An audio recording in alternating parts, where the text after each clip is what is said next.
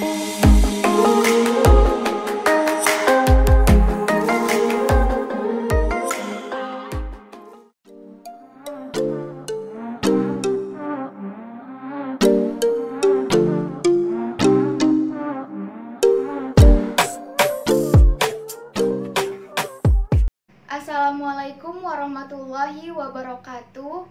Kami dari kelompok 4 mata kuliah Auditing 1 akan memaparkan materi hasil diskusi kami yang berjudul Identifikasi Kasus dan Pelanggaran Kode Etik pada Perusahaan Enron dan Perusahaan WorldCom. Sebelum materi kita mulai, saya akan memperkenalkan anggota dari kelompok 4, yaitu saya, Ayu Prasetyaningsih sebagai moderator, serta rekan saya Azril Aditya Putra, Desiana Safitri, Diah Fatmala Ayu, Dina Lestari, Didi Purwanto, Elia Maulifah, Erik Fernanda, dan Yongsi Andani sebagai penyaji materi.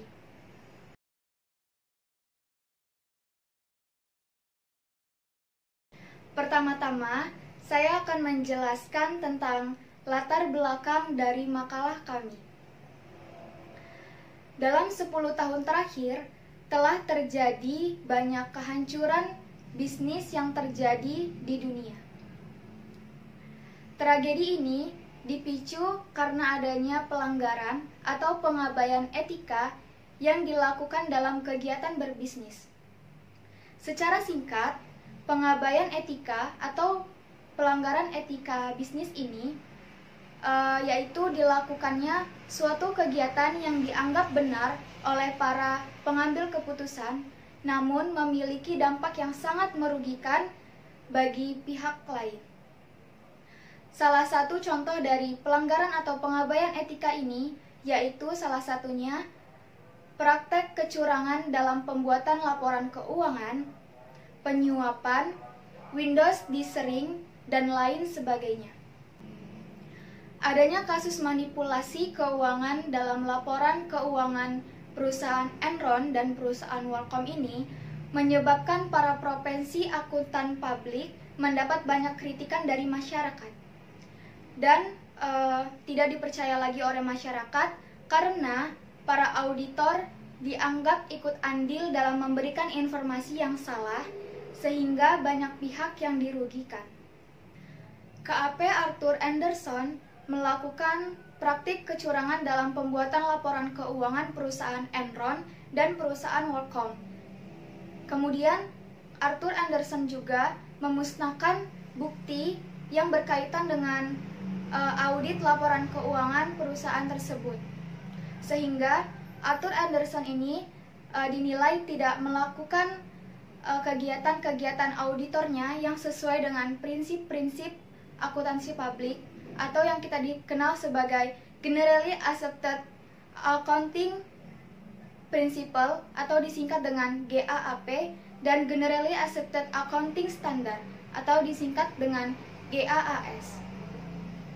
Seharusnya KAP Arthur Andersen melakukan kegiatan auditornya dengan penuh kehati-hatian dan rasa tanggung jawab, sehingga laporan keuangan yang diauditnya itu memiliki informasi yang benar dan dapat dipercaya, sehingga tidak adanya unsur keraguan-raguan yang terdapat dalam opini kewajarannya.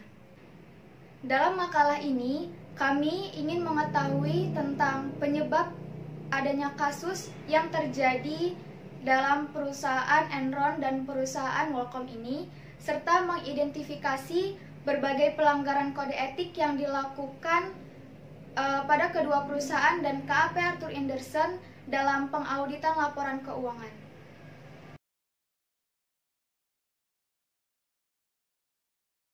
Mengenai materi berikutnya terkait perusahaan Enron.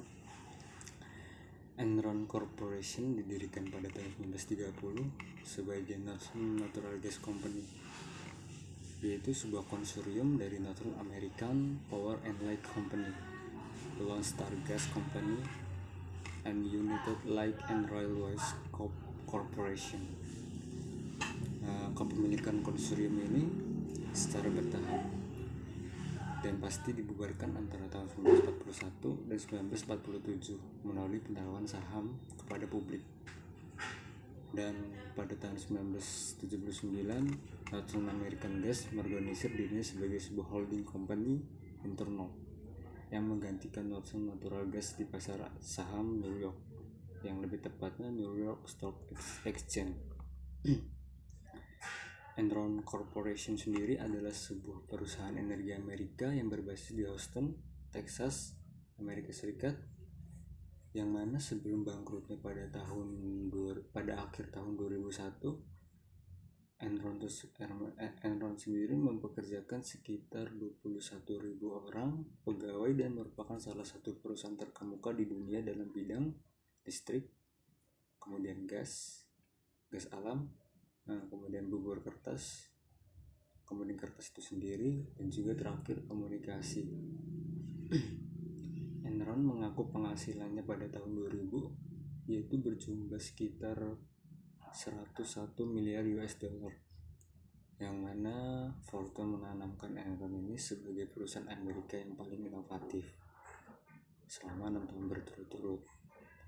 Enron juga menjadi sebuah sorotan masyarakat luas pada akhir 2001 ketika terungkapnya bahwa kondisi keuangan yang dilaporkan ini ada penipuan akuntansi yang sistematis, terlembaga, dan direncanakan secara kreatif.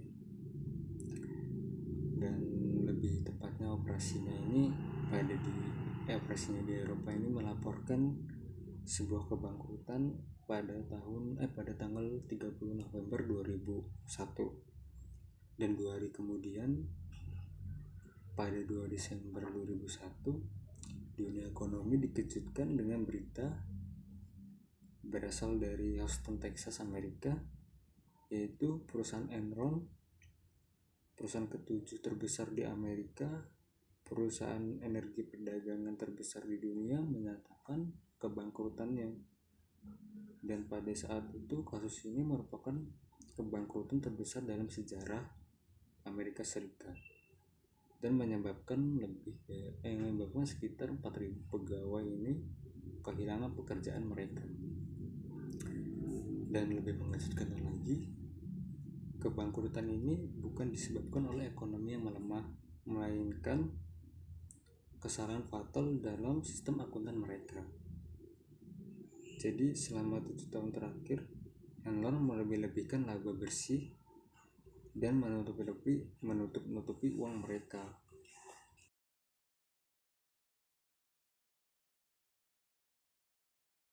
Perusahaan WorldCom adalah perusahaan komunikasi kedua terbesar di Amerika. Kenapa demikian? Karena dengan jumlah karyawan mencapai 80.000 karyawan, WorldCom berawal dari merger perusahaan Long Distance Discount Service Inc. atau LDDS dengan Advantech Companies Inc., di mana Bernard Ebert adalah sebagai pendiri LDDS ditunjuk sebagai CEO dari WorldCom.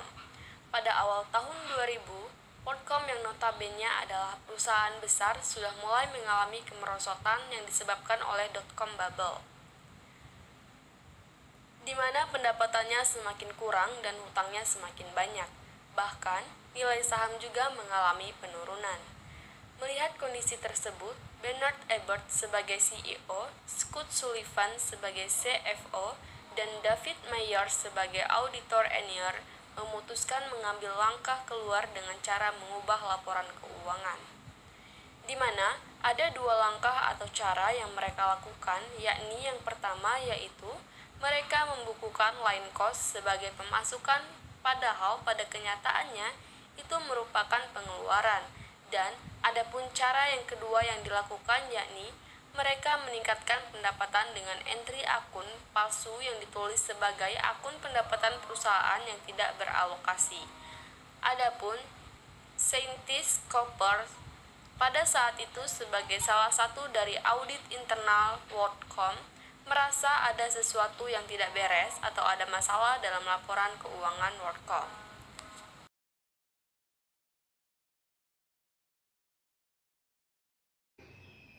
Materi selanjutnya yaitu mengenai identifikasi kode etik pelanggaran yang dilakukan oleh perusahaan Enron. Perusahaan Enron merupakan perusahaan dari penggabungan antara Internord atau penyalur gas alam melalui pipa dengan Houston Natural Gas. Kedua perusahaan yaitu Internord dan Houston Natural ini bergabung pada tahun 1985. Yang dimana bisnis inti dari Enron itu bergerak dalam industri energi, yang kemudian melakukan diversifikasi usaha yang sangat luas, bahkan sampai pada bidang yang tidak ada kaitannya dengan industri energi.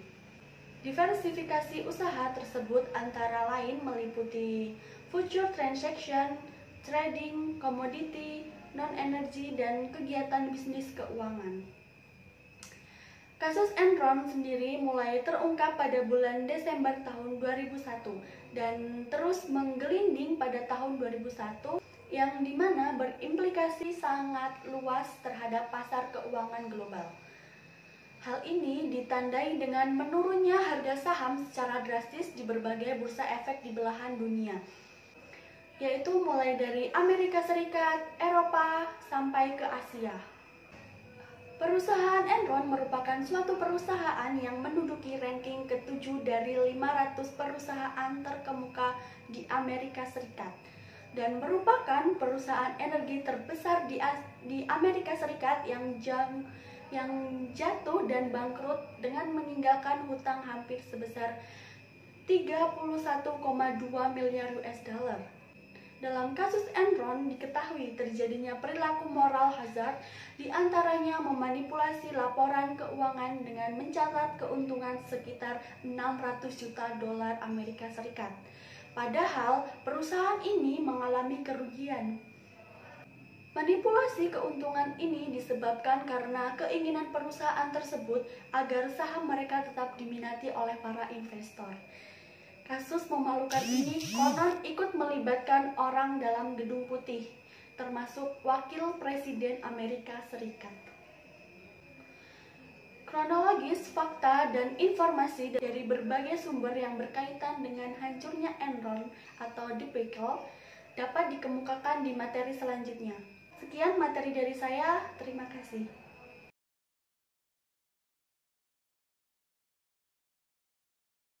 Baiklah, untuk materi yang selanjutnya yaitu ada beberapa indikator utama atas kronologis kasus Enron. Yang pertama, Special Purpose Vehicles atau SPV atau SPE dan laporan konsolidasi. Suatu perusahaan harus menentukan apakah mengerjakan suatu pekerjaan sendiri atau menyewa pihak lain atau yang sering disebut dengan outsourcing. Aset yang digunakan dengan cara menyewa tidak perlu dimasukkan dalam neraca. Maka, akibatnya, hal ini sering disebut dengan off-balancing asset financing atau pendanaan di luar neraca. Berkaitan dengan Enron, beberapa SPE yang dibentuknya tidak independen karena memiliki dan dikelola oleh CFO Enron. Selain itu, ada beberapa transaksi yang tidak mungkin dilakukan antara pihak Enron dan juga pihak independen, seperti menjual dan juga membeli aktiva saat laporan posisi keuangan. Untuk materi yang kedua yaitu Conflict of Interest. KAP Arthur Andersen telah mengaudit Enron sejak tahun 1984 dan selalu memberikan opini wajar tanpa syarat sampai tahun 2000. Arthur Andersen juga memberikan jasa konsultasi mengenai pembentukan SPE tersebut di atas. Yang ketiga yaitu Ethical Issue. KAP Arthur Andersen telah memiliki kebijakan pemusnahan dokumen yang tidak menjadi bagian dari kertas audit formal. Selain itu, jika Arthur Andersen sedang memenuhi pemanggilan pengadilan berkaitan dengan perjanjian audit tertentu, tentunya tidak boleh ada dokumen yang dimusnahkan. Arthur Andersen memusnahkan dokumen sejak kasus Enron mulai mencuat ke permukaan sampai dengan munculnya pemanggilan pengadilan. Walaupun penghancuran dokumen sesuai dengan kebijakan internal Andersen, tetapi kasus ini dianggap telah melanggar hukum dan menyebabkan kredibilitas Arthur Andersen sendiri hancur di dunia akuntabilitas.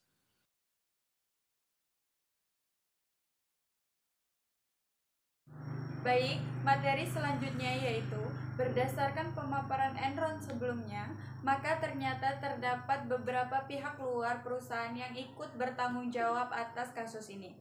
Di antaranya yaitu auditor. Arthur Ederson, satu dari 5 perusahaan akuntansi terbesar adalah akuntan Enron. Tugas dari Ederson adalah untuk menentukan pemeriksaan dan memberi kesaksian apakah laporan keuangan Enron telah memenuhi GAAP atau Generally Accepted Accounting Practice. Ederson disewa dan dibayar oleh Enron. Yang kedua yaitu ada regulator. Konsultan hukum atau konsultan hukum Enron. Khususnya Franshan dan Elwich juga disewa oleh Enron. Yang ketiga ada regulator. Enron sebagai perusahaan yang melakukan perdagangan di pasar energi diawasi oleh Federal Energy Regulatory Commission atau FARC. Akan tetapi FARC ini tidak melakukan pengawasan secara mendalam. Hal ini dikarenakan Enron melakukan aktivitasnya dalam perdagangan listrik tidak di satu negara yaitu di antar negara. Yang keempat yaitu ada pasar ekuitas. Dan yang kelima ada pasar hutang. Enron seperti perusahaan lainnya membutuhkan sebuah nilai rating dan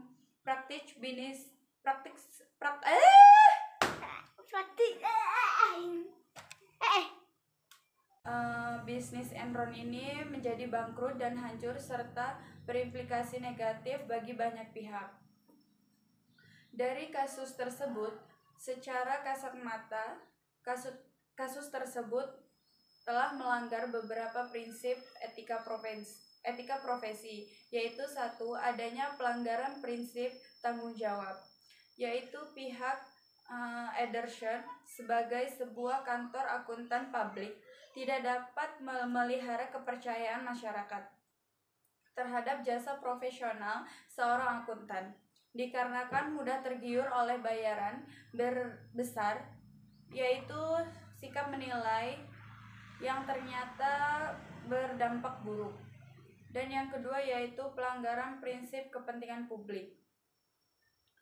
Perusahaan kurang memegang teguh kepercayaan masyarakat, kepentingan klien, dan tidak menitik beratkan kepada kepentingan publik. Dan yang ketiga yaitu adanya pelanggaran pada prinsip objektivitas.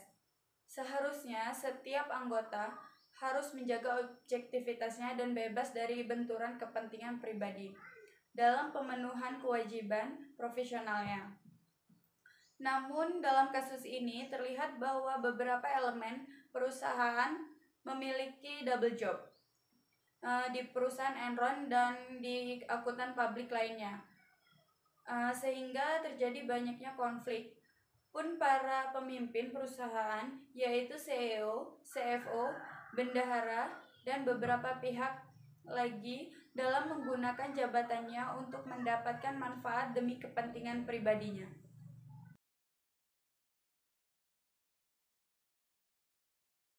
Saya di sini akan melanjutkan pemaparan materi yang telah disampaikan oleh Saudari Dina Lestari terkait pelanggaran terhadap 5 prinsip etika bisnis. Yang keempat, yaitu adanya pelanggaran pada prinsip integritas. Prinsip integritas ini mengharuskan anggotanya untuk bersikap jujur dan berterus terang tanpa harus mengorbankan rahasia sang penerima jasa. Dalam kasus perusahaan Enron ini, pernah menerbitkan laporan keuangan yang bukan hasil aktual yang terjadi, namun laporan keuangan dibuat dan menunjukkan laba yang besar, agar terlihat bagus oleh klien maupun pasar. Yang kelima yaitu adanya pelanggaran prinsip profesional, yaitu pihak perusahaan yang seharusnya berperilaku konsisten dengan reputasi profesi yang baik, serta menjauhi tindakan yang dapat menjatuhkan perusahaan.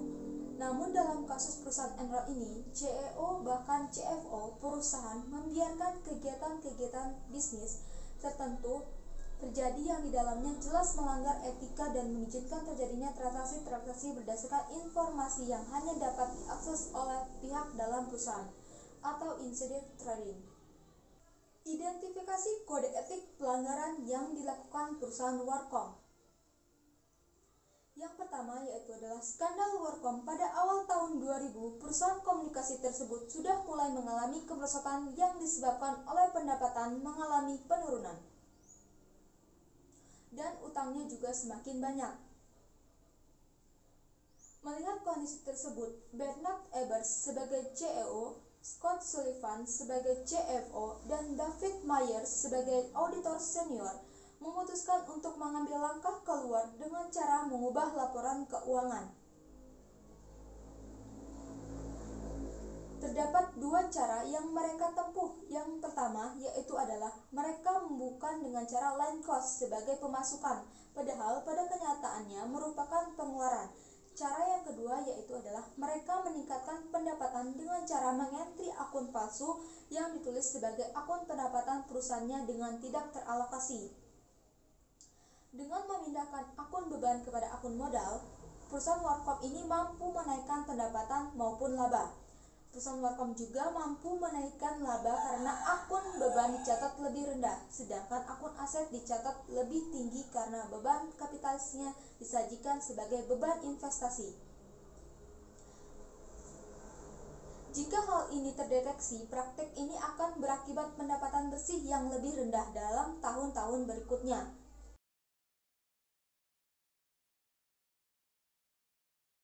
Baik, selanjutnya pihak yang terkait skandal WorldCom. Yang pertama, Bernard Ebbers sebagai CEO WorldCom. Yang kedua, Kip T. Kapers, salah satu auditor internal WorldCom.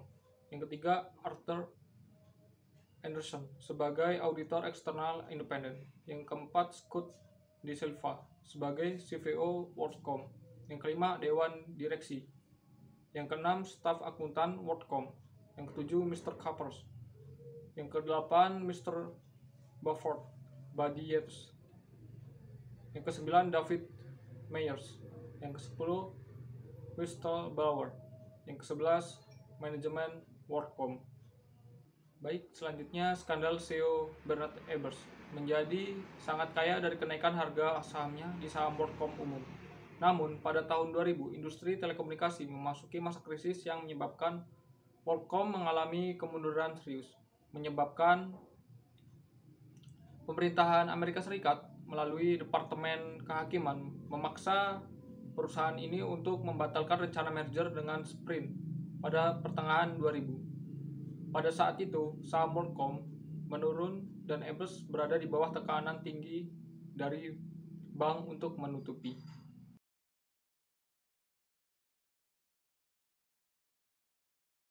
Baiklah, materi selanjutnya kode etik dan kesimpulan.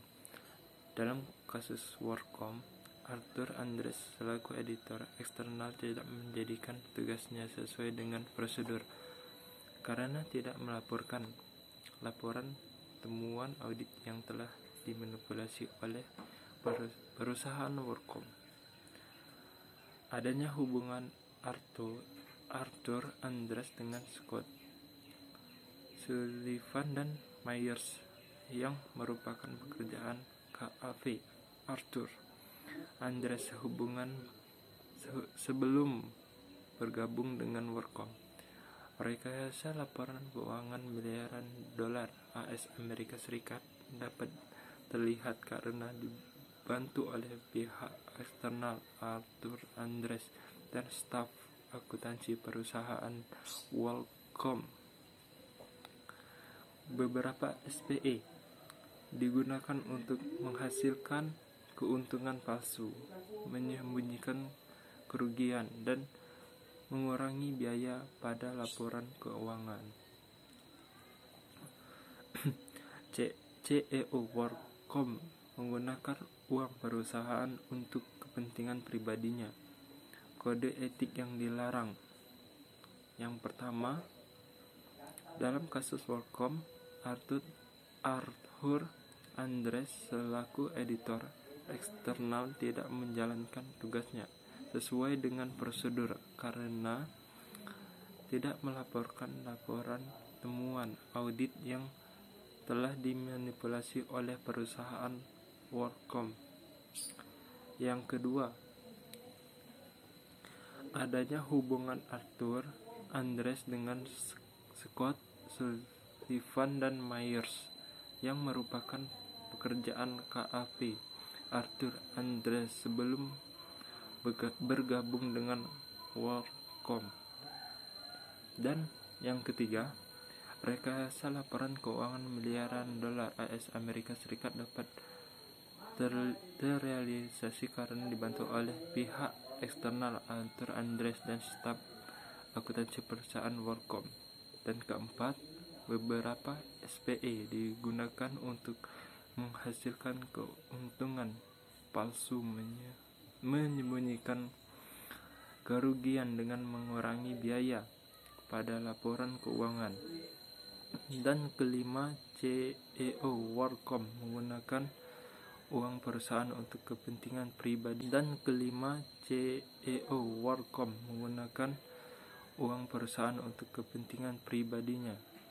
Adapun kesimpulan,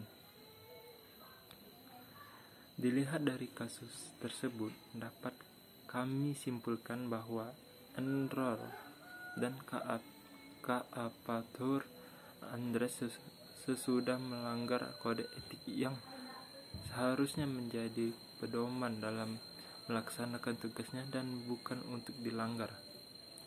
Mungkin saja pelanggaran tersebut awalnya mendatangkan keuntungan bagi Enron, tetapi akhirnya ada Batman jatuhkan kredibilitas bahkan menghancurkan Enron, kata Arthur Andres.